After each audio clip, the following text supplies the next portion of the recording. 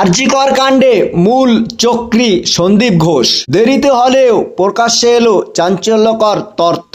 শুরু করছি এই মুহূর্তে ভারত বাংলা ভয়েস খবর। তবে খবরটি শোনার আগে আপনার এই চ্যানেলটিকে লাইক ও সাবস্ক্রাইব করে অন্যদের পাশে থাকার সুযোগ করে দিন।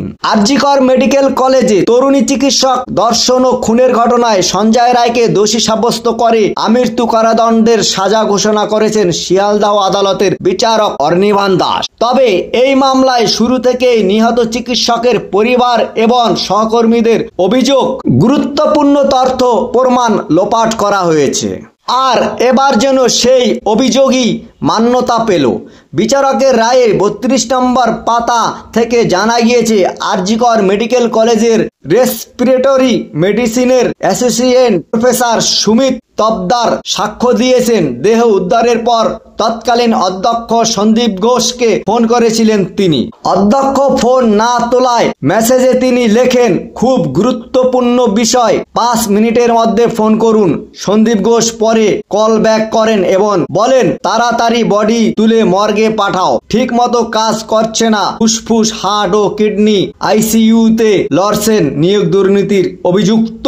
এই নিয়ে আইনজীবী সাবির আহমেদ বলেন, পুলিশ যতক্ষণ না তদন্ত করছে ততক্ষণ ডেড বডি মর্গে পাঠানো যাবে না, এটা প্রমাণ হিসাবে রয়েছে। জজ সাহেব এটা রেকর্ডও করেছেন। চিকিৎসক উৎপল বন্দ্যোপাধ্যায় বলেন, মেডিকেল কলেজের প্রশাসনিক প্রধানের প্রথম প্রতিক্রিয়ার যা হওয়া উচিত ছিল তার সঙ্গে এটা মানানসই নয়। মেয়েটি বেঁচে আছে কিনা, বাঁচানোর সুযোগ আছে কিনা সেই চেষ্টা করা উচিত ছিল।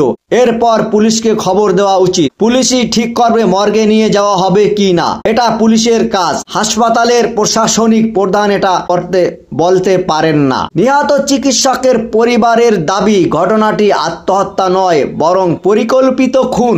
আদালতের নির্দেশনামা দেখা গিয়েছে, ঘটনার দিন হাসপাতালে এক সহকর্মী পরিবারের সদস্যদের ফোন করে মেয়ের আত্মহত্যার খবর দেন। পরিবারের প্রশ্ন, আত্মহত্যার সিদ্ধান্তে পৌঁছানোর আগে কেন পুলিশের পূর্ণ তদন্ত হয়নি? 9 আগস্ট সকালে আরজিকর মেডিকেলের এক অ্যাসিস্ট্যান্ট সুপার ফোন করে তাদের জানিয়েছিলেন মেয়ে আত্মহত্যা করেছে। ফোনের কথোপকথনের যে রেকর্ড সামনে আসে তা হলো এমন, আপনাকে তখন বারবার বলছিলাম ব্যাপারটা হচ্ছে যে আপনার মেয়ে উনি সুসাইড করেছেন, হয়তো মারা গিয়েছেন। পুলিশ রয়েছে, আমরা হাসপাতালের সবাই সামনে রয়েছি, ফোন করছি, আপনারা যতটা তাড়াতাড়ি পারেন চলে আসুন। মৃতদেহ বিকেল 5টা 10 মিনিট মর্গে পৌঁছায়। টালা থানার বিশেষ অনুমতিতে ময়নাতদন্ত হয়। পরিবারের অভিযোগ, তড়িঘড়ি শেষকৃত্য করে দেওয়া হয়। নিহত চিকিৎসকের মা বাবার বক্তব্য, মেয়ের দেহ কার্যত হাইজ্যাক করা হয়। মুখ্যমন্ত্রী অর্থ সাহায্যের প্রস্তাব দিলেও আমরা তা প্রত্যাখ্যান করেছি।